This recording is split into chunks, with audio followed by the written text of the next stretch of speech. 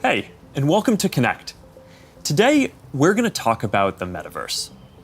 I want to share what we imagine is possible, the experiences you'll have, the creative economy we'll all build, and the technology that needs to be invented, as well as how we're going to all do this together. The basic story of technology in our lifetimes is how it's given us the power to express ourselves and experience the world with ever greater richness. Back when I started Facebook, that mostly meant text that we typed on computers. Then we all got phones with cameras, and the internet became much more visual. And recently, as connections got faster, video has become the main way that we experience content. We've gone from desktop to web to phones, from text to photos to video, but this isn't the end of the line. The next platform and medium will be even more immersive, an embodied internet where you're in the experience, not just looking at it. And we call this the metaverse. And you're going to be able to do almost anything you can imagine. Get together with friends and family, work, learn, play, shop, create, as well as entirely new categories that don't really fit how we think about computers or phones today. Now, since we're doing this remotely today, I figured let's make this special. So we've put together something that I think is really going to give you a feeling for what this future could be like. We believe the metaverse will be the successor to the mobile internet. We'll be able to feel present, like we're right there with people, no matter how far apart we actually are. We'll be able to express ourselves in new, joyful, completely immersive ways, and that's going to unlock a lot of amazing new experiences. When I send my parents a video of my kids, they're going to feel like they're right in the moment with us, not peering through a little window. When you play a game with your friends, you'll feel like you're right there together in a different world, not just on your computer by yourself. And when you're in a meeting in the metaverse, it'll feel like you're right in the room together, making eye contact, having a shared sense of space, and not just looking at a grid of faces on a screen. That's what we mean by an embodied internet. Instead of looking at a screen, you're going to be in these experiences. Everything we do online today, connecting socially, entertainment, games, work, is going to be more natural and vivid. This isn't about spending more time on screens. It's about making the time that we already spend better. Screens just can't convey the full range of human expression and connection. They can't deliver that deep feeling of presence. But the next version of the internet can. That's what we should be working towards. Technology that's built around people and how we actually experience the world and interact with each other. That's what the metaverse is all about. Now, the best way to understand the metaverse is to experience it yourself, but it's a little tough because it doesn't fully exist yet. Some of the basic building blocks are here though, and others are starting to emerge as we speak. We're starting to get a sense of how it could all come together and what it could feel like. So today we're going to do something a little bit different. Rather than just focusing on this year's products like a normal keynote, we're going to talk about the future. So let's start by exploring what different kinds of metaverse experiences could feel like, starting with the most important experience of all, connecting with people.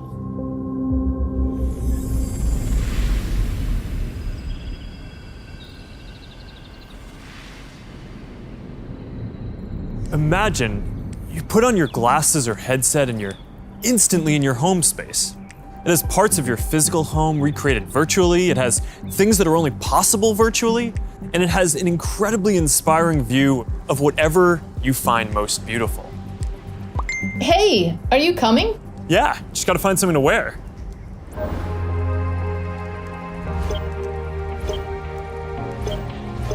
All right, perfect. Boy. Oh, hey, Mark. Hey, what's going on? Hey, Hi. Mark. What's up, Mark? Whoa, we're floating in space?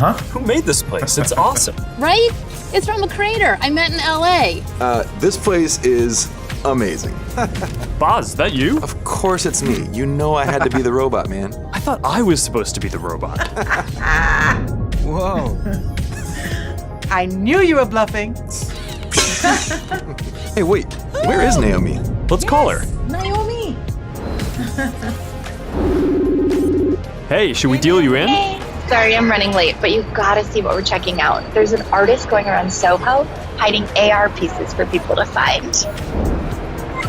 3D street art? That's cool. Send that link over so we can all look at it. This is stunning. Okay, that is something. It's awesome. I love the movement. Wait, it's disappearing. This is amazing. Hold on. I'll tip the artist and they'll extend it. Wow. Brilliant. If you guys like it here, I have another room that you're gonna love. Check out this forest room. Huh, let's see it. Koi fish that fly? That's new. This is wild. Hey, one sec, Boz, it's Priscilla. Hey, you have to see this. Beast is going crazy. Oh, I love that guy. We've got to show that to the kids. Can you also send that to my dad? I'll message him. All right, see you at home. This place is great, Boz, but there's something I got to get back to. All right, so that's a glimpse of a few ways that we're going to be able to get together and socialize in the metaverse. It's a ways off, but you can start to see some of the fundamental building blocks take shape. First, the feeling of presence. This is the defining quality of the metaverse. You're going to really feel like you're there with other people. You'll see their facial expressions, you'll see their body language, maybe figure out if they're actually holding a winning hand. All the subtle ways that we communicate that today's technology can't quite deliver. Next, there are avatars, and that's how we're going to represent ourselves in the metaverse. Avatars will be as common as profile pictures today, but instead of a static image, they're going to be living 3D representations of you. Your expressions, your gestures, that are going to make interactions much richer than anything that's possible online today. You'll probably have a photorealistic avatar for work, a stylized one for hanging out, and maybe even a fantasy one for gaming. You're going to have a wardrobe of virtual clothes for different occasions, designed by different creators and from different apps and experiences. Importantly, you should be able to bring your avatar and digital items across different apps and experiences in the metaverse. Beyond avatars, there is your home space. You're going to be able to design it to look the way you want, maybe put up your own pictures and videos and store your digital goods. You're going to be able to invite people over, play games, and hang out. You'll also even have a home office where you can work. Your home is your personal space from which you can teleport to anywhere you want. Now, speaking of teleporting, there are going to be all kinds of different spaces that people make. Rooms like the ones that we just saw, but also games and whole worlds that you can teleport in and out of whenever you want. Teleporting around the metaverse is going to be like clicking a link on the internet. It's an open standard. In order to unlock the potential of the metaverse, there needs to be interoperability. And that goes beyond just taking your avatar and digital items across different apps and experiences, which we are already building an API to support. You want to know that when you buy something or create something, that your items will be useful in a lot of contexts and you're not going to be locked into one world or platform. You want to know that you own your items, not a platform. Now, this is going to require not just technical work, like some of the important projects that are going on around crypto and NFTs in the community now. It's also going to take ecosystem building, norm setting, and new forms of governance, and this is something that we're really going to focus on. Privacy and safety need to be built into the metaverse from day one. You'll get to decide when you want to be with other people, when you want to block someone from appearing in your space, or when you want to take a break and teleport to a private bubble to be alone. You're going to be able to bring things from the physical world into the metaverse. Almost any type of media that can be represented digitally, photos, videos, art, music, movies, books, games, you name it. Lots of things that are physical today, like screens, will just be able to be holograms in the future. You won't need a physical TV, it'll just be a $1 hologram from some high school kid halfway across the world. And you'll be able to take your items and project them into the physical world as holograms in augmented reality too. You're going to be able to move across these different experiences on all kinds of different devices, sometimes using virtual reality so you're fully immersed, sometimes using augmented reality glasses so you can be present in the physical world as well, and sometimes on a computer or phone so you can quickly jump into the metaverse from existing platforms. There are going to be new ways of interacting with devices that are much more natural. Instead of typing or tapping, you're going to be able to gesture with your hands, say a few words, or even just make things happen by thinking about them. Your devices won't be the focal point of your attention anymore. Instead of getting in the way, they're going to give you a sense of presence in the new experiences that you're having and the people who you're with. Now, these are some of the basic concepts for the metaverse. And while this may sound like science fiction, we're starting to see a lot of these technologies coming together. In the next 5 or 10 years, a lot of this is going to be mainstream. And a lot of us will be creating and inhabiting worlds that are just as detailed and convincing as this one on a daily basis. So even though it's still a long way off, we're starting to work on some of these foundational concepts today. Horizon is the social platform that we're building for people to create and interact in the metaverse. One part of this is Horizon Home, which is our early vision for a home space in the metaverse. Horizon Home is the first thing that you'll see when you put on your Quest headset. Today, there are already a bunch of options to choose from, and in the future, anyone will be able to create one. We've just called it home until now because it's been missing something very important: people. Soon, we're going to be introducing a social version of home, where you can invite your friends to join you as avatars. You'll be able to hang out, watch videos together, and jump into apps together. Then, there is Horizon Worlds, which is where you can build worlds and jump into them with people. Horizon is designed to make it possible for everyone to create, and we're already seeing people build some really interesting experiences, from creating new games together to throwing surprise parties in VR that family and friends around the world can join. We started rolling out Horizon Worlds in beta last year, and we're adding more people and more worlds every day. And we also just launched Horizon Workrooms earlier this year for collaboration.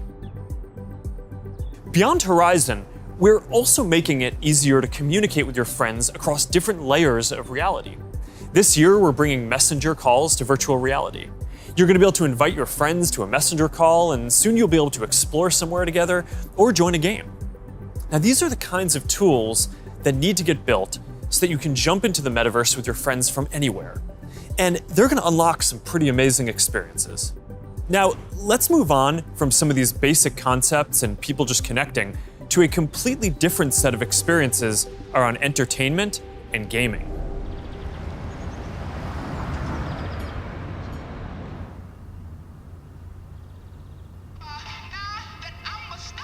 Imagine your best friend is at a concert somewhere across the world. What if you could be there with her? I'm packing all my sneakers. I never had a car. Yo. You're here! Tell it like it is. Tell what you love, how you live. When you're doing what you're doing, just tell the truth. Just tell it, just tell it, just tell it, just tell it. I'm talking to you.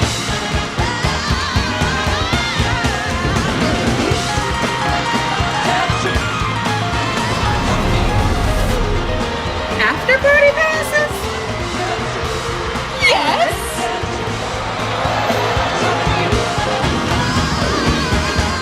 I want you to tell it like it is. Love how you live. When you're doing what you do, just tell the truth.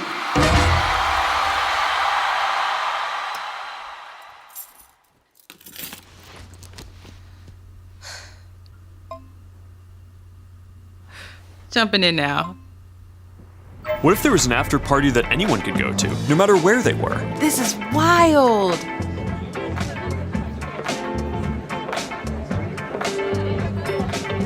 Hey, check this out. Charity auction happening. Oh, there's swag. And when you go to the after party, you could connect with other fans, hear new versions of your favorite songs, and check out the merch that just dropped. Ooh, I like that one. Well, now you've got to get it. You can start to see how the metaverse is going to enable richer experiences by letting us add new layers to the world that we can interact with. Creators and artists are going to be able to connect with their audiences in new ways and really bring them into these shared experiences.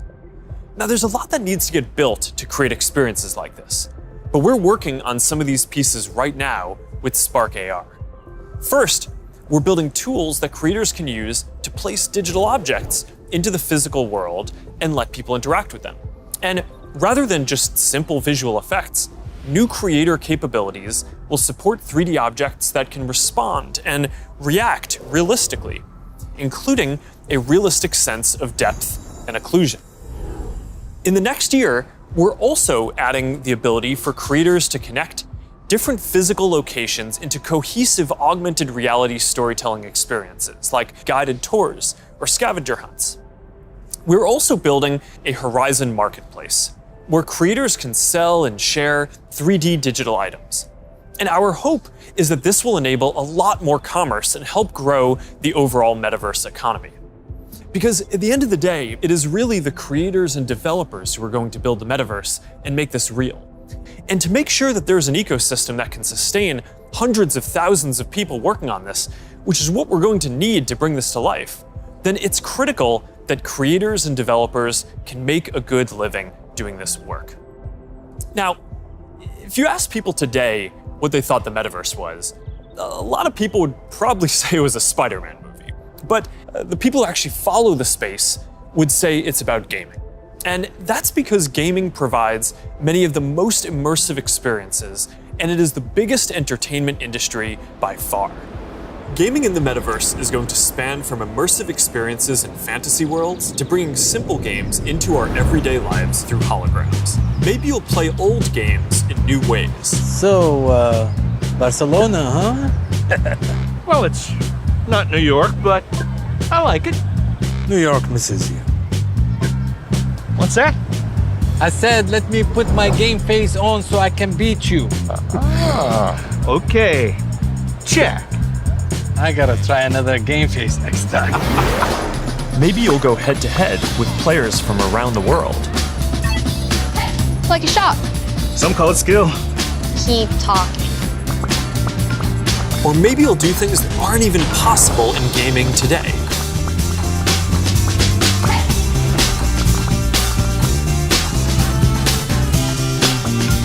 Hey Mark, down for a VR foiling sesh? Now this is more my style. Classic look. All right, nice. Oh, nice choice, Mark. Ready to shred. All right, here we go. Whoa. Whoa, hang in there, Mark. That's not good. Hit this section, boom. All right, backflip. Yoo-hoo! I've got an idea. Hey, where are you going? Gotta pump it to jump it. What? I didn't even know that was an option.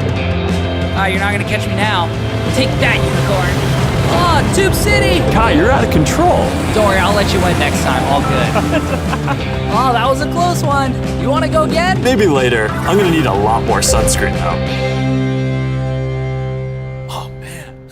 Well, gaming is how a lot of people are going to step into the metaverse for the first time. It already has some of the most fully built out digital goods and the most active creator and developer communities. And major platforms like Epic are working to build out the metaverse, starting with gaming. For our part, we're heavily investing in building a healthy VR and AR ecosystem, so the game studios can keep building and gaming creators can keep creating. Now, Deb from our studios team is joining me. Deb, do you want to take us through some of the exciting games in the pipeline for Quest? Absolutely. Over the years, we've had the opportunity to work with incredible developers like Vertigo Games, the studio behind fan favorite Arizona Sunshine. I love Arizona Sunshine. That game basically got me and my friends through the first few months of the pandemic. That's awesome. If you enjoyed that, Mark, I think you'll be excited that we're partnering with Vertigo on 5 more great games from Deep Silver and others. We'll share more about this lineup very soon. Nice. What else is coming? Well, the metaverse is constantly evolving. So one of the most important aspects will be live service games that launch updates and new downloadable content regularly, like Echo VR, Beat Saber, Onward, Pistol Whip, and more. We're focused on this a lot right now, making sure games can build out active communities. Beat Saber has a passionate community. Oh, I love Beat Saber. So do I. And Beat Saber just passed $100 million in lifetime revenue on Quest alone. It's a great example of a game that keeps releasing fresh content. They've actually been working on evolving the way that you interact with the tracks and feel the music. Also, the team has been working on something really cool. Check this out.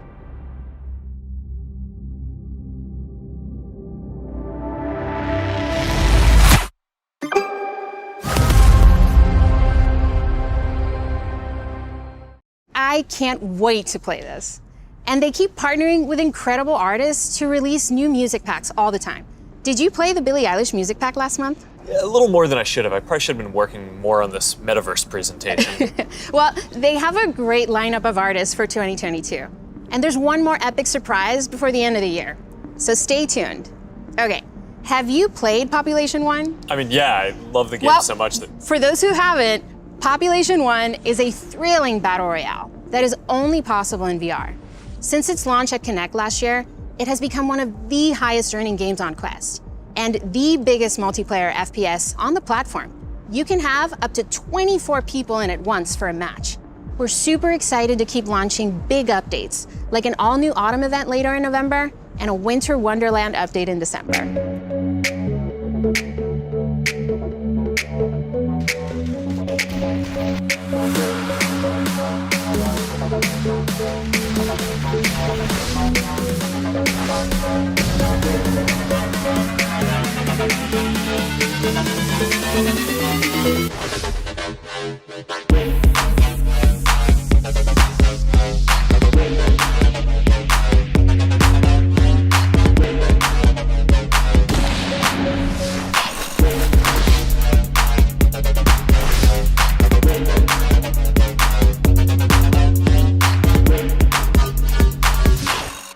Okay, here's something I know our community has been waiting for. Lay it on us. All right, this is a title from the Warp Frog team.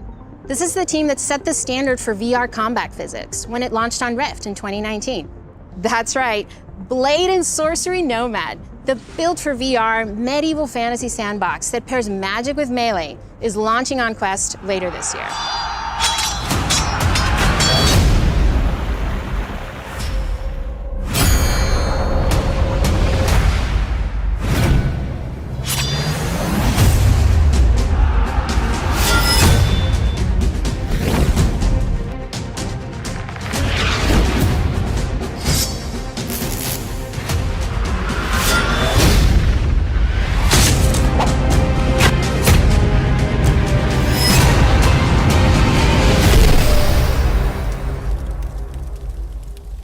For more gaming updates, look out for the 2022 Oculus Gaming Showcase. It's going to be loaded with news you won't want to miss.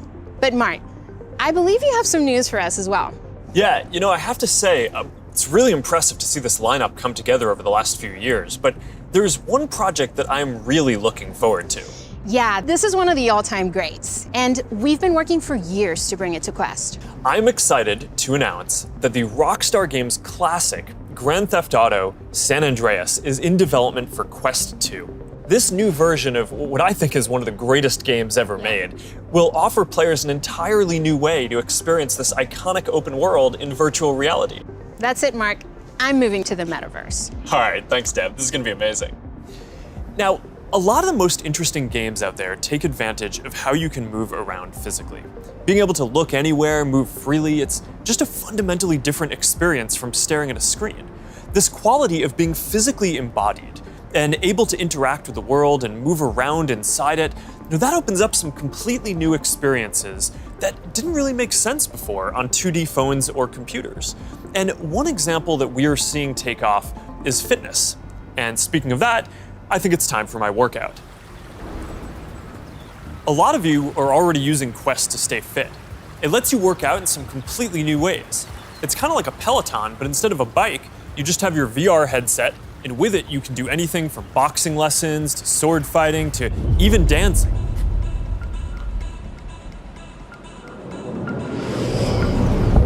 You'll be able to work out in new worlds, even against an AI.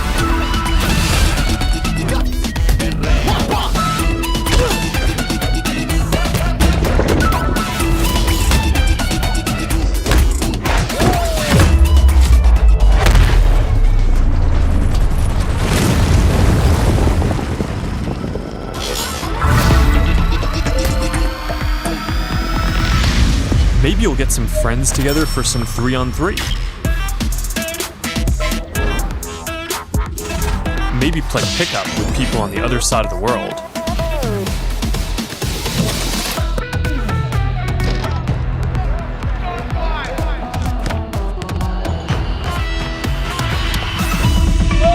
Or imagine your Facebook cycling group does an AR charity ride. Let's go. Complete with a leaderboard.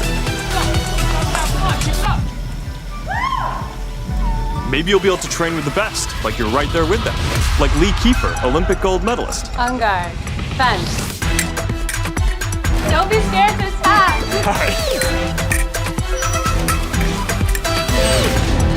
You seem like a natural. Whoa. All right, that's a little too realistic. See you later, Lee. That was fun. Good job, Mark. And that's what fitness will be like in the metaverse. Now, I think we're going to see a lot more unique experiences emerging around fitness that take advantage of the full immersion in interactive training.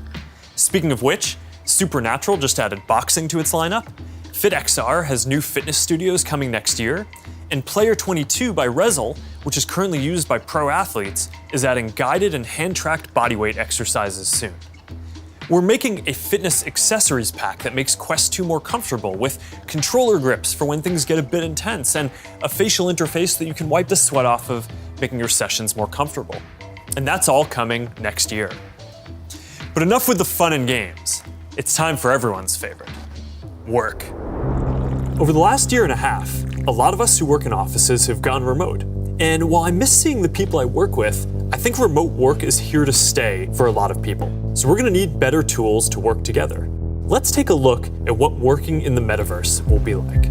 Imagine if you could be at the office without the commute.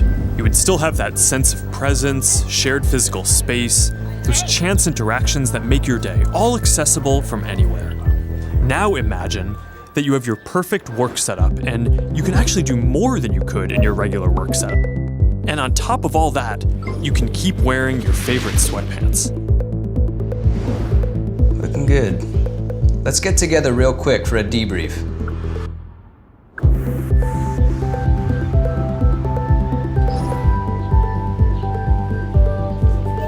I'm free now. Let's jump in. Hi. Hey. So what do we think?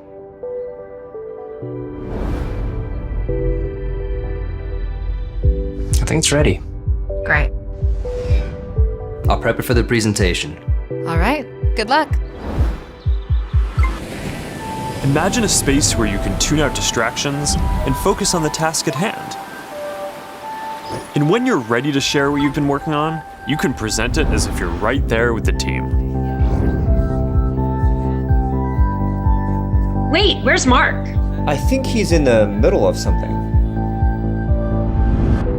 You can already see some of these elements in Horizon Workrooms, which we launched a couple of months ago. Later this year, we plan to introduce room customization, so you can put your own logos and posters in your workrooms. We're also introducing a new office space in Horizon Home, for when you want your perfect workspace to do some focused work or just cross a few things off your to-do list. We're also announcing 2D progressive web apps for the Quest Store. And as a new developer frameworks, they're easier to build. So you can drop in and check on a work project while you're in VR using services like Dropbox and Slack, or stay connected with Facebook and Instagram. This starts bringing more of your 2D internet services into the metaverse. And as we've focused more on work, and frankly, as we've heard your feedback more broadly, we're working on making it so you can log into Quest with an account other than your personal Facebook account. We're starting to test support for work accounts soon, and we're working on making a broader shift here within the next year. I know this is a big deal for a lot of people. Not everyone wants their social media profile linked to all these other experiences, and I get that, especially as the metaverse expands. And I'll share more about that later. But I'm genuinely optimistic about work in the metaverse. We know from the last couple of years that a lot of people can effectively work from anywhere. But hybrid is going to be a lot more complex, when some people are together and others are still remote. So giving everyone the tools to be present, no matter where they are, whether as a hologram sitting next to you in a physical meeting, or in a discussion taking place in the metaverse, that's going to be a game changer. I think this could be very positive for our society and economy. Giving people access to jobs in more places, no matter where they live, will be a big deal for spreading opportunity to more people. Dropping our daily commutes will mean less time stuck in traffic and more time doing things that matter. and it'll be good for the environment. Actually, if you travel for work and working in the metaverse means that you just take one less flight each year, that's probably better than almost anything else that you can do for the environment. I think working in the metaverse is going to feel like a huge step forward. And these dynamics, like the ability to teleport places with people and interact around shared projects in virtual space, they're going to be valuable in a lot of other categories of experiences too. So now Marnie, our Chief Business Officer, is going to take us through some of them. Thanks, Mark. We'll see you in a minute. What if you could learn about anything in the world just by bringing it closer to you? So, we're gonna have an astrophysicist in the family. Actually, I have to write this paper. Will you help me? Let's take a closer look. What part of the solar system are we talking about? Saturn. If you were taking astrophysics, you could study in the metaverse. Did you know the rings are made up of billions of icy particles? Really? Look at this.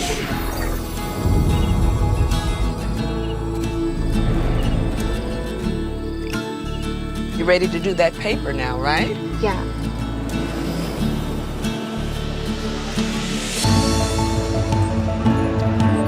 In the metaverse, you'll be able to teleport not just to any place, but any time as well. Ancient Rome. Imagine standing on the streets, hearing the sounds, visiting the markets, to get a sense of the rhythm of life over 2,000 years ago. Imagine learning how the Forum was built by actually seeing the Forum get built right in front of you.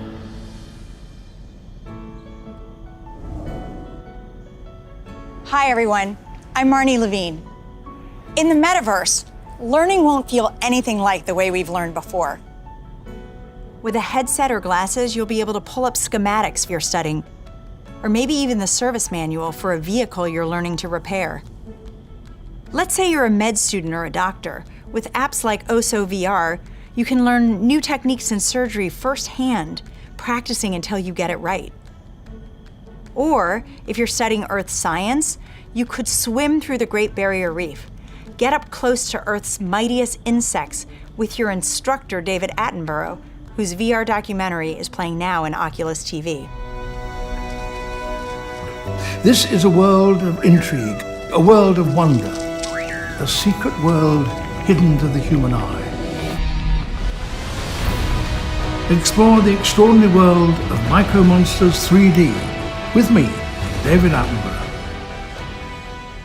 This is just one of the ways we're going to learn in the future. But in order to get there, we're going to need to help build the skill sets of the people who build these experiences. So we're setting aside $150 million to train the next generation of creators to build immersive learning content and increase access to devices. And to help more creators make a living building AR effects using Spark AR, we're going to establish a professional curriculum and certification process, make it easier to monetize, and put our Spark AR curriculum on Coursera and edX. Thanks, Marnie. So that's a glimpse of the kinds of experiences that you might have in the metaverse. From connecting with friends, to gaming and entertainment, to work and education, and creation and commerce. Now, let's talk about how creators and developers are going to build all of this, and about the economy that we all need to create. The last few years have been humbling for me and our company in a lot of ways. One of the main lessons that I've learned is that building products isn't enough. We also need to help build ecosystems so that millions of people can have a stake in the future, can be rewarded for their work, and benefit as the tide rises, not just as consumers, but as creators and developers.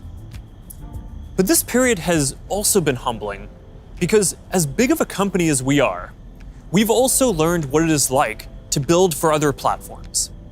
And living under their rules has profoundly shaped my views on the tech industry. Most of all, I've come to believe that the lack of choice and high fees are stifling innovation, stopping people from building new things, and holding back the entire internet economy. We've tried to take a different approach. We want to serve as many people as possible, which means working to make our services cost less, not more. Our mobile apps are free. Our ads business model is an auction which guarantees every business the most competitive price possible. We offer our creator and commerce tools either at cost or with modest fees to enable as much creation and commerce as possible. And it's worked. Billions of people love our products. We have hundreds of millions of businesses on our platform, and we have a rapidly growing ecosystem and a thriving business. That's the approach that we want to take to help build the metaverse too. We plan to continue to either subsidize our devices or sell them at cost to make them available to more people. We'll continue supporting sideloading and linking to PCs so consumers and developers have choice rather than forcing them to use the Quest store to find apps or reach customers. And we'll aim to offer developer and creator services with low fees in as many cases as possible so we can maximize the overall creator economy, while recognizing that to keep investing in this future, we'll need to keep some fees higher for some period to make sure that we don't lose too much money on this program overall. After all, while a growing number of developers are already profitable, we expect to invest many billions of dollars for years to come before the metaverse reaches scale. Our hope, though, is that if we all work at it, then within the next decade, the metaverse will reach 1 billion people, host hundreds of billions of dollars of digital commerce, and support jobs for millions of creators and developers. We'll try to lay out how some of this commerce model will work, but I also want to be upfront about the fact that there's a ton that we just don't know yet. What I can tell you, though, is that we are fully committed to this. It is the next chapter of our work, and we believe for the internet overall. And our strategy and track record show that we will do everything we believe is sustainable to grow the community, the creator economy, and the developer ecosystem. And to tell us more about all of that, here's Vishal, our head of Metaverse products. Thanks, Mark. As you said, our approach is to serve as many people, creators, and businesses as we can by keeping fees as low as possible and offering choice. As a company, we have been investing in commerce and creators for many years, but let me take a moment and explain how this will all come to life in the metaverse. For people, the metaverse will offer more choice than we've ever seen before. And most importantly, there will be a real sense of continuity where the things you buy are always available to you. Today, much of what you buy on the internet is inside a single app, website, or game. You might buy a custom skin for your gaming avatar, but you can't take it with you when you move to a new space. In the physical world, that would be the equivalent of buying your favorite sports team's jersey and never be able to wear it outside the stadium. In the future, you will be able to buy digital clothes for your avatar and then wear them into the metaverse more broadly. For creators, our goal is to provide a way for as many creators as possible to build a business in the metaverse. One thing we've learned from today's digital platforms is that we can't artificially limit innovation. We need to enable as many different types of creators as possible to unlock the best ideas. There will be many different kinds of creators in the metaverse. Creators who make digital objects, creators who offer services and experiences, and those who build entire worlds like game creators do today. We also want creators to have the biggest possible audiences. If a creator designs a signature effect to surround avatars, their fans should be able to buy it and then visit different spaces to show it off to their friends. Frankly, if a creator builds any experience, all of their fans should be able to enjoy it. Businesses will be creators too, building out digital spaces or even digital worlds. They'll sell both physical and digital goods, as well as experiences and services. And they'll be able to use ads to ensure the right customers find what they've created. Speaking of buying things, we're also exploring new types of ownership models and entitlements to ensure people feel confident that they actually own something. This will make it easier for people to sell limited edition digital objects like NFTs, display them in their digital spaces, and even resell them to the next person securely. In short, the metaverse will remove many of the physical constraints we see on commerce today and make entirely new businesses possible. While this is very exciting, the metaverse is all about co-creating. We're building this together with creators, developers, and entrepreneurs. So today, I've asked Jackie Aina to join me to start a conversation about what might be possible. Jackie is a beauty creator who launched her own lifestyle brand on Instagram called Forever Mood, where she sells candles with scents like cuffing season and partners with major brands on makeup drops. So let's meet Jackie in her space. Here we are in this digital space, totally inspired by you and all the things that you love. Jackie, I've been such a big fan of yours for such a long time. Tell me a bit about how you got started in social media. So, rewind back to 2009. As it pertains to like beauty, I would go to like a makeup counter or go makeup shopping, and I always felt rejected, always felt othered. So I got so frustrated that eventually I was like, you know what? Not only am I gonna like not listen to them, but I'm gonna show other people how I'm making it work with my skin tone too. How did you go from creating content, creating videos, to a product? You just, have a brand called Forever Mood. It's huge on Instagram shopping. So Forever Mood was not only a bit of a love letter to me and my relationship with my mom. That's how we bond, was through fragrance ever since childhood. But it's been doing amazing, and we've actually been getting a lot of support. Jackie, this space is pretty magical, and I know it kind of reflects the stuff you love. Like, tell me a bit about what you love and why this represents you. Okay. So first thing, color is everything. I love pastels. You can see it in the brand. You can see it like a lot of times in what I wear. With the metaverse, when we're curating collections or even just brainstorming, this would be a great way to like gather us all together and literally kind of create atmospheres and environments and moods to just kind of enhance creativity. And then if I can invite people, it would be like inviting them in my home. You know what I mean? It'd be like bringing them into a piece of me. So I would want them to feel some of the things that I feel when I step into my house or when I light my candles. Interacting with people in comments and having a conversation is a way to kind of get your fan excited about interacting with you, but also you feel like you get a connection I get excited to your community. too, yeah. And so this idea of reaching kind of into the comment section and pulling a fan in and having a conversation is pretty powerful. And it humanizes that person on the other end, of that comment. And I think there's a really interesting opportunity to think about how we build community and how we engage with our fans in a really deep way, as opposed to just through a comment box. Imagine for your biggest fans, you could have an exclusive launch party where anyone could visit, no matter where they were in the world.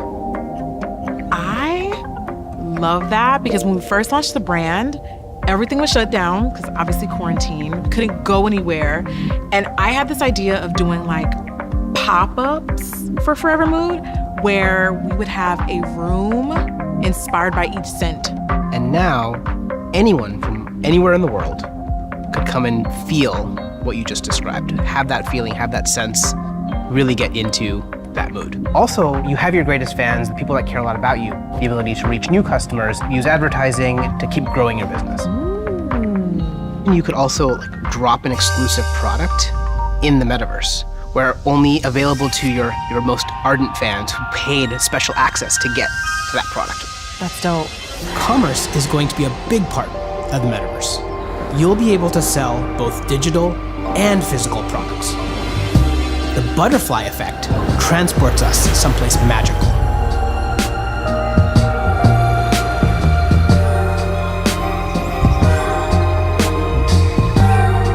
So beautiful. So Jackie, as we walk through this amazing world, what does the metaverse mean to you? I just feel like this is like endless possibilities with my imagination. I can't even begin to imagine how meaningful the metaverse will be thanks to creators like you.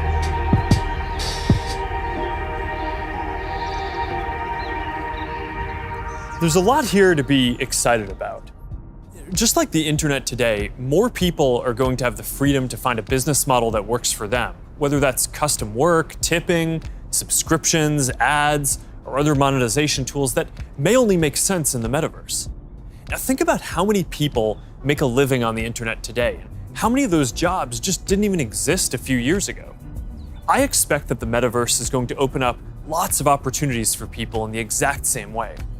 Now, we have confidence in this general direction, and we're investing significantly in building for this future, but the reality is that no one knows exactly which models are going to work and make this sustainable. So we're going to approach this with humility and openness, and we're going to work with anyone whose efforts will help bring the metaverse to life. So now, Boz is going to join us to talk about what people are already building for the metaverse and what kinds of tools we can create to help out. Hey Boz, I'm still kind of jealous of your robot avatar. Yeah, man, you gotta have the robot when you're working your dance moves, right? I mean, of course. Look, Mark, we've been working on Facebook Reality Labs for a long time, but we always kept the same vision, which is that we want to build tools that help people feel connected anytime, anywhere. And that vision is what drives us today, to help people get together in virtual spaces. We've come a long way since the early days of VR, thanks to the developers and the creators who see the potential to entertain and to educate.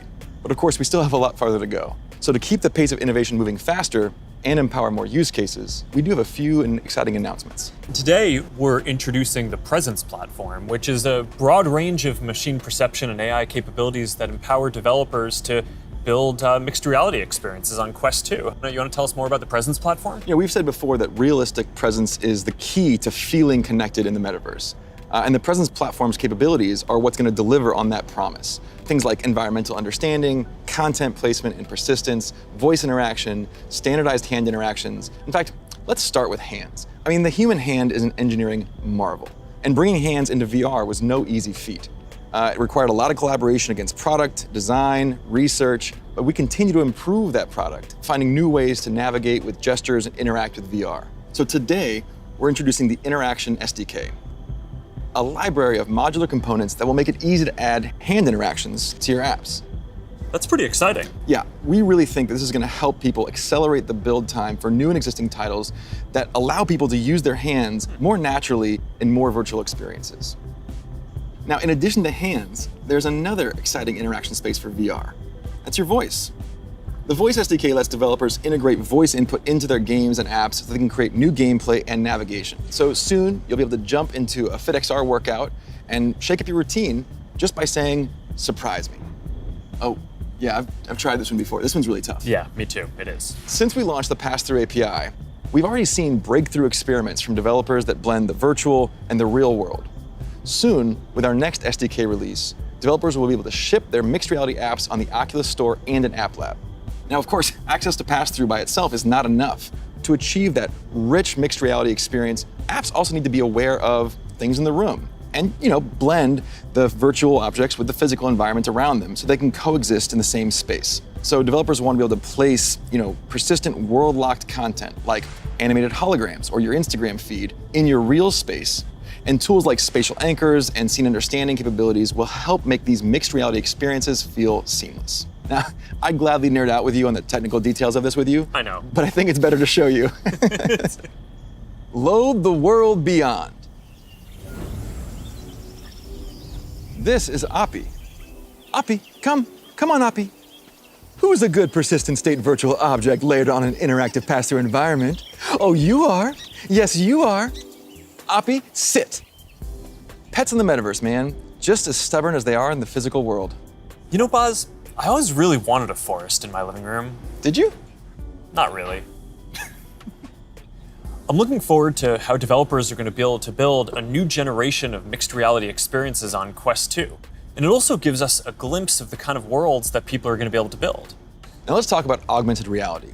With Spark, we really focused on those use cases that allow people to both stay engaged with the world around them, but also stay connected to the people that they're not around.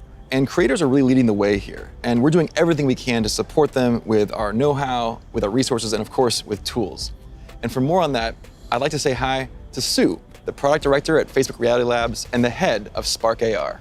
Thanks, guys. Spark AR is focused on building AR experiences that empower people to be more connected and at the same time, more present with the world around them. And creators are helping us build these experiences of today while exploring the possibilities of tomorrow. Fundamentally, we're democratizing AR creation and enabling a global community with the tools and knowledge necessary to develop the AR content and experiences that people love to use. Programs like AR Curriculum enrolled over 22,000 creators in less than a year, and we're adding additional programming to support more advanced creators. And the depth and breadth of content would not be possible without these creators. In 1 week alone, you'll see effects that bring moments like landing on Mars or the launch of a new album to life, all by tapping into everyone's imaginations. We're also powering experiences across Facebook, so imagine playing that AR battleship game from your phone with a friend in the metaverse or on an augmented call. How cool, right? Right now, we have over 600,000 creators in our community with diverse needs and motivations for using AR to engage with their fans and audiences.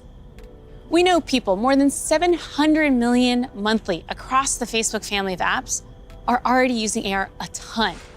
We see over 80 billion effects applied per month, and we want to make it even easier for anyone to find their spark.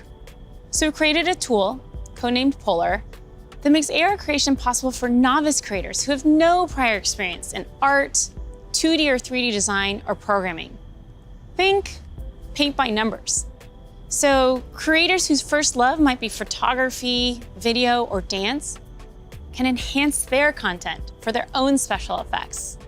And that's an important piece of this vision and this community. It's open to anyone and everyone who's curious. And the metaverse is well positioned to be a strong digital economy for creators from all walks of life. This is primitive to a functioning metaverse. And we want to make sure creators are ready to share their creativity and capitalize on this emerging opportunity from day one. Thanks, Sue. So that's some of the software platform that needs to get built to deliver the metaverse. But there are other important considerations here too. Hey, Nick. Hey, Mark. Hope I'm not interrupting. You got a sec? Have you got Oppie with you? I think Oppie's still in the virtual forest, but I always have time for you. What's going on? Look, I just love the presentation so far. It's such visionary stuff. But as you mentioned early on, with all big technological advances, there are inevitably going to be all sorts of challenges and uncertainties. And I know you've talked about this a bit already, but people want to know how we're going to do all this in a responsible way, and especially that we play our part in helping to keep people safe and protect their privacy online. Yeah, that's right. This is incredibly important. The way I look at it is that in the past, the speed that new technologies emerged sometimes left policymakers and regulators playing catch-up. So on the one hand, companies get accused of charging ahead too quickly, and on the other, tech people feel that progress can't afford to wait for the slower pace of regulation. And I really think that it doesn't have to be the case this time round, because we have years until the metaverse we envision is fully realized. So this is the start of the journey, not the end. Like I said earlier, interoperability, open standards, privacy, and safety need to be built into the metaverse from day one. And with all the novel technologies that are being developed, everyone who's building for the metaverse should be focused on building responsibly from the beginning. This is one of the lessons that I've internalized from the last 5 years. It's that you really want to emphasize these principles from the start. So at Connect last year, Boz outlined our responsible innovation principles, and the first one was never surprise people. Right, and that means being transparent about how things work, what data is collected, and how that data is used over time. It also means giving people easy-to-use safety controls, as well as age guidance and parental controls for when youngsters are using these products. And we're spending a lot of time talking with experts and getting perspectives from outside the company on what we're building, even before we build it. And this is about designing for safety and privacy and inclusion before the products even exist. And one example is what we're doing with Project Aria, our research device that helps inform the AR glasses that we're building. We're also funding external research on this. You know, last year we announced grants for research on the impact of AR, VR, and smart devices on people who aren't currently using them, especially communities whose perspectives have often been overlooked, as well as best practices for creating inclusive environments in virtual spaces. And this year, we're opening up support for even more research because we need those independent perspectives to make sure that we're living up to another one of our principles, consider everyone. And that point is so important because this is a collaborative exercise. And in particular, we need to make sure the human rights and civil rights communities are involved. So these technologies are built in a way that's inclusive and empowering. One of the advantages of starting right now is that we can collaborate with people at the very early stages of development, like what we're doing through the new fund that you announced a few weeks ago. Yeah, the XR Programs and Research Fund. It's a 2-year, $50 million investment in programs and external research with organizations all over the world, like Howard University, Women in Immersive Tech, Africa No Filter, and universities in Seoul, Hong Kong, and Singapore. And this is crucial because, as we've said, The metaverse isn't something we're building so much as it's something we're building for. Across the industry, we need to bring that same imagination and commitment to building for interoperability, openness, safety, and privacy as we do for all the other product aspects of the metaverse. These have to be fundamental building blocks, just like the other software and experiences that we've been talking about. Right. All right, thanks, Nick. So, one thing that we haven't talked about much yet is the future of hardware that will help bring the metaverse to life. We're working on multiple new products to advance the state of the art, unlock richer social interactions, and make it a lot easier to be productive. That must be Angela, our head of VR devices. Hey, Angela. Hey, Mark. Is that what I think it is? I sure hope it is. All right, come on in. So, what do you think is the most exciting thing that we're working on right now? That's hard to say. You know, we have such an exciting pipeline. But next year, we are releasing a new product that will push the boundaries of VR even further. We've codenamed it Project Cambria.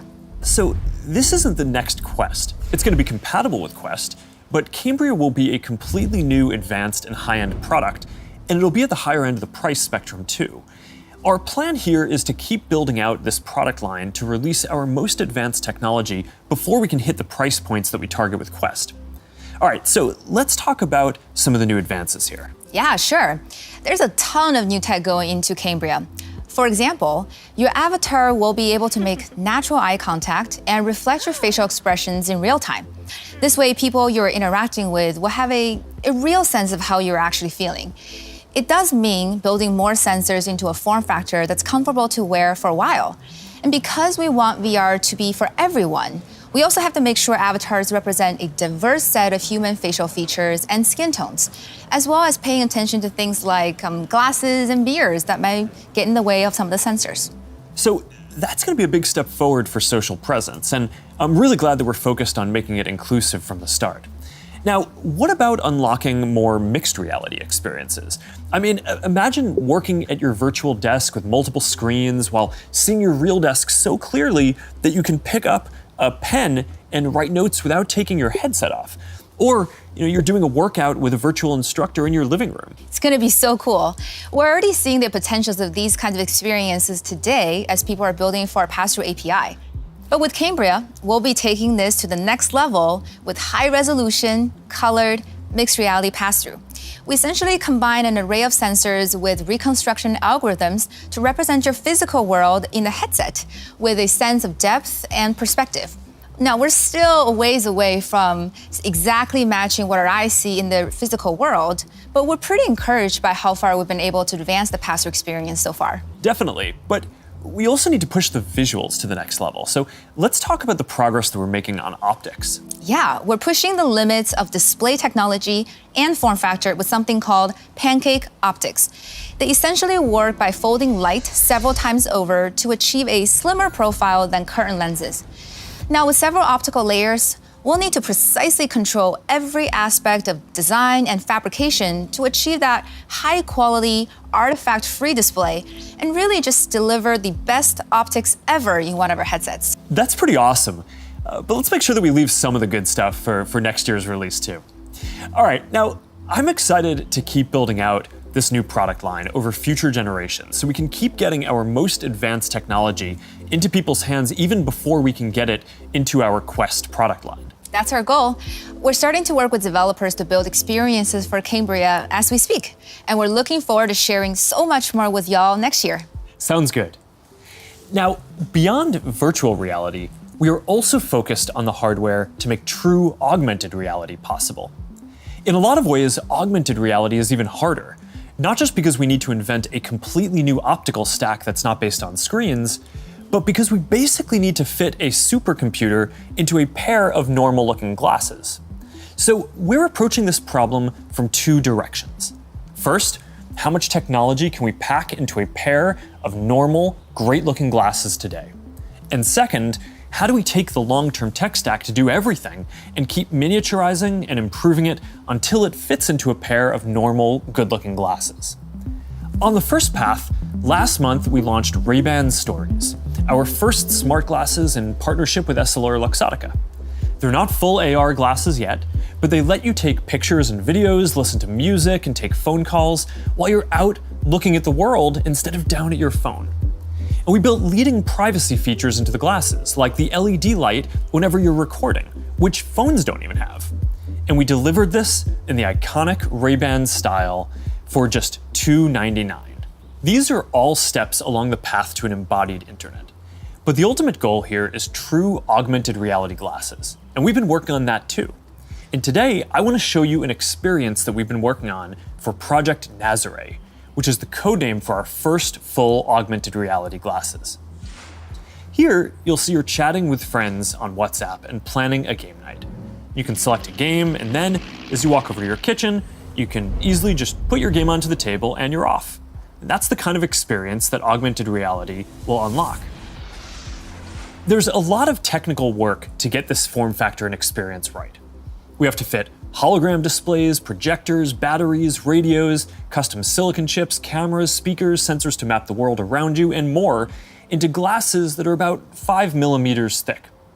So we still have a ways to go with Nazare, but we are making good progress.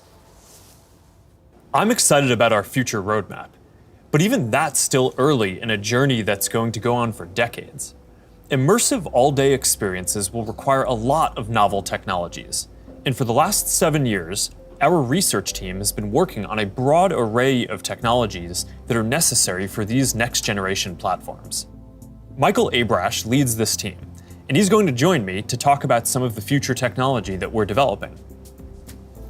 Hey, Michael, do you want to take everyone through our roadmap? Sure. That covers a lot of ground, though. It's going to take about a dozen major technological breakthroughs to get to the next-generation metaverse, and we're working on all of them. Displays, audio, input, haptics, hand tracking, eye tracking, mixed reality, sensors, graphics, computer vision, avatars, perceptual science, AI, and more. Yeah, you're right. That's a lot. We probably only have time for a couple right now. You want to pick a few?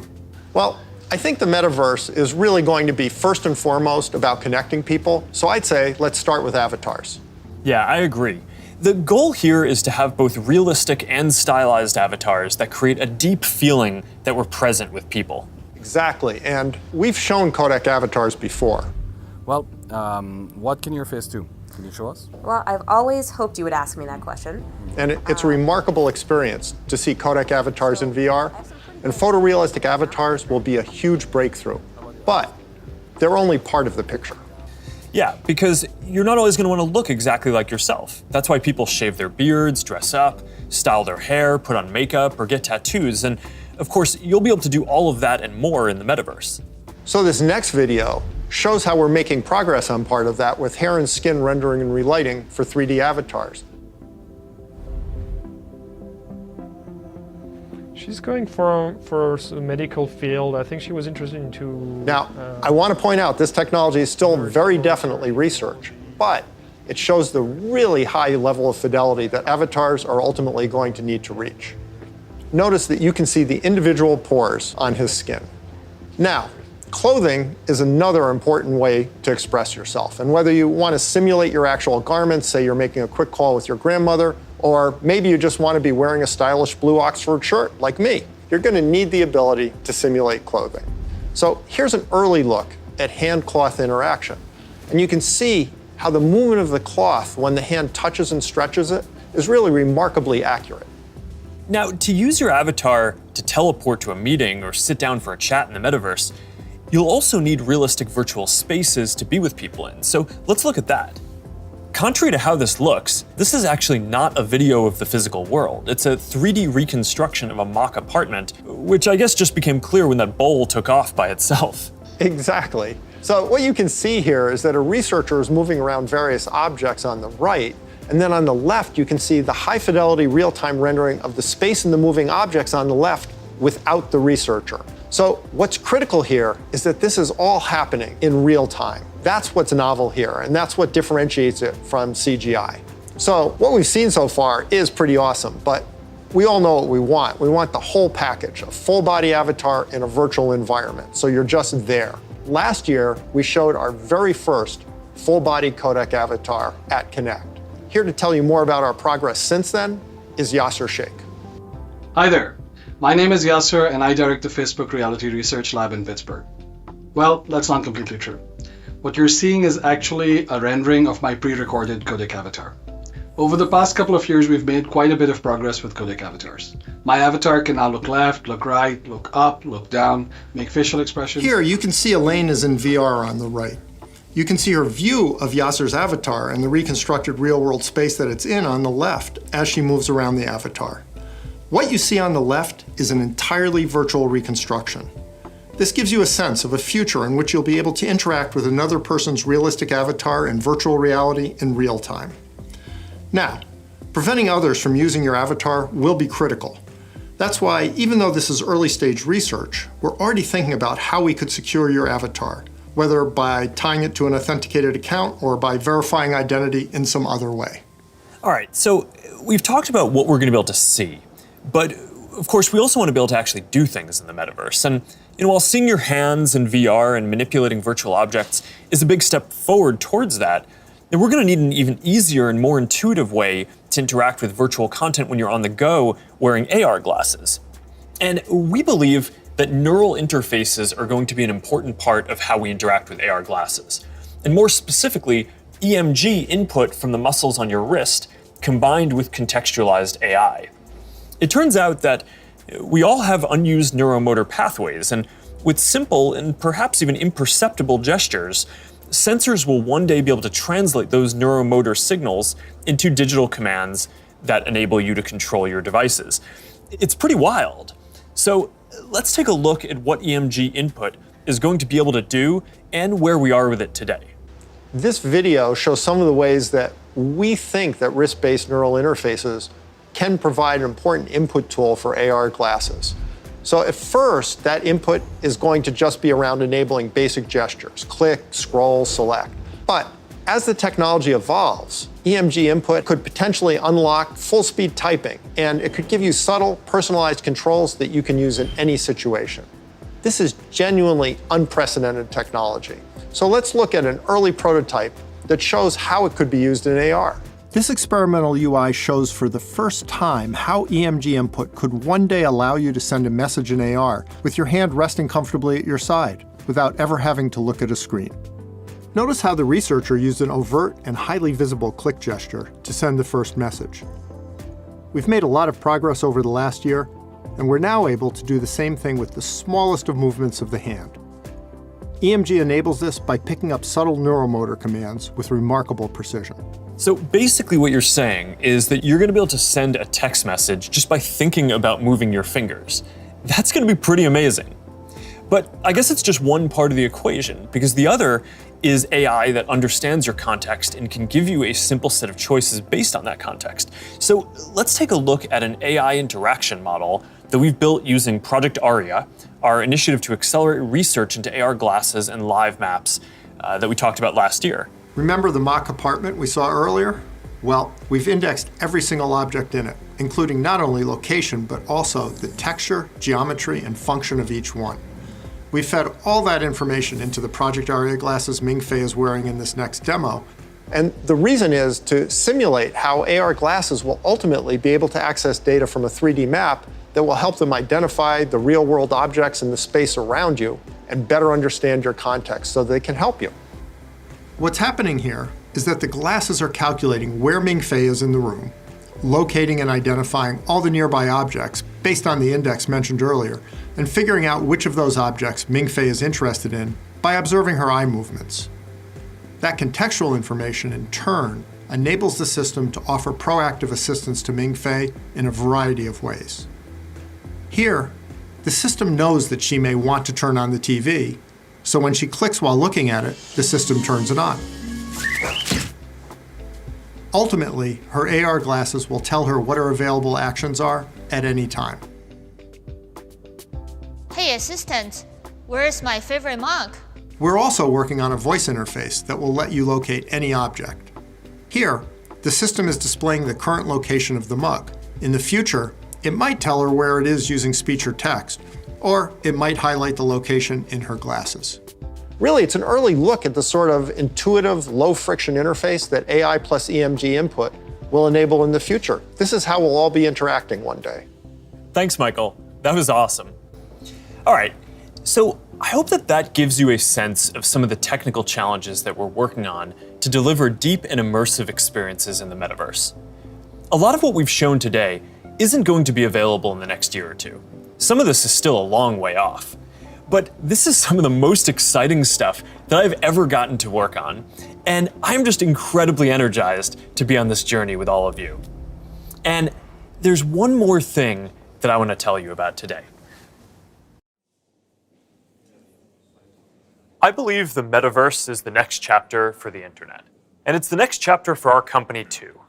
So I've been thinking a lot about what this means for our company and who we are as we embark on this journey. We're a company that focuses on connecting people. While most other tech companies focus on how people interact with technology, we focus on building technology so people can interact with each other. One of the reasons I started Facebook was that at the time you could use the internet to find almost anything. Information, news, movies, music, shopping, except for the thing that matters most of all, people. Today, we're seen as a social media company. But in our DNA, we are a company that builds technology to connect people. And the metaverse is the next frontier, just like social networking was when we got started. Facebook was born in a specific time and place, a college campus, the web. It was what we could build at the time to put people back into our experience of technology. But connecting people was always much bigger. From way earlier on, I remember sitting in middle school classes, sketching in my notebooks, ideas that I wanted to code when I got home. And even though I didn't have the skill or technology to build it yet, it was always clear that the dream was to feel present with the people we care about. Isn't that the ultimate promise of technology? To be together with anyone, to be able to teleport anywhere, and to create and experience anything? Yet here we are in 2021, and our devices are still designed around apps, not people. The experiences we're allowed to build and use are more tightly controlled than ever. And high taxes on creative new ideas are stifling. This is not the way that we are meant to use technology. The metaverse gives us an opportunity to change that if we build it well. But it's going to take all of us, creators, developers, companies of all sizes. Together, we can finally put people at the center of our technology and deliver an experience where we are present with each other. Together, we can create a more open platform with more ways to discover experiences and more interoperability between them. And together, we can unlock a massively bigger creative economy. I know the internet story isn't straightforward. Every chapter means new voices and new ideas, and yes, there will be challenges and risks and disruption of established interests. But there will also be opportunities and benefits that we can't even imagine yet. For connection, for creation, for learning, and joy. We'll all need to work together from the beginning to bring the best possible version of this future to life. A future where, with just a pair of glasses, you will be able to step beyond the physical world and into the kinds of experiences that we have talked about today. I've been thinking a lot about our identity as we begin this next chapter. Facebook is one of the most used products in the history of the world. It is an iconic social media brand. But increasingly, it just doesn't encompass everything that we do. Instagram, WhatsApp, Messenger, Quest, now Horizon, Nazare, and more. Building our social media apps will always be an important focus for us. But right now, our brand is so tightly linked to one product that it can't possibly represent everything that we're doing today, let alone in the future. Over time, I hope that we are seen as a metaverse company. And I want to anchor our work and our identity on what we are building towards. We just announced that we are making a fundamental change to our company. We're now looking at and reporting on our business as two different segments. One for our family of apps, and one for our work on future platforms. And as part of this, it is time for us to adopt a new company brand to encompass everything that we do. To reflect who we are and what we hope to build, I am proud to announce that starting today, our company is now Meta. Our mission remains the same. It's still about bringing people together. Our apps and their brands, they're not changing either. And we are still the company that designs technology around people. But now we have a new North Star to help bring the metaverse to life. And we have a new name that reflects the full breadth of what we do and the future that we want to help build. From now on, we're going to be metaverse first, not Facebook first. That means that over time, you won't need to use Facebook to use our other services. And as our new brand starts showing up in our products, I hope that people come to know the Meta brand and the future that we stand for. I used to love studying classics, and the word meta comes from the Greek word meaning beyond. For me, it symbolizes that there is always more to build. There is always a next chapter to the story. And for us, that's a story that started in a dorm room and grew beyond anything we could imagine, into a family of apps that people use to find one another, to find their voice, to start businesses and communities and movements that have changed the world.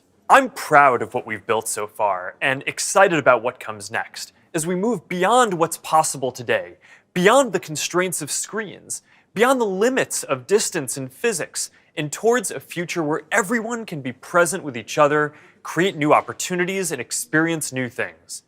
It's a future that is beyond any one company, that will be made by all of us. We have built things that have brought people together in new ways. We have learned a lot from struggling with social issues and living under closed platforms. And now it is time to take everything that we have learned and help build the next chapter. I am dedicating our energy to this more than any other company in the world. And if this is the future that you want to see, then I hope that you will join us, because the future is going to be beyond anything we can imagine.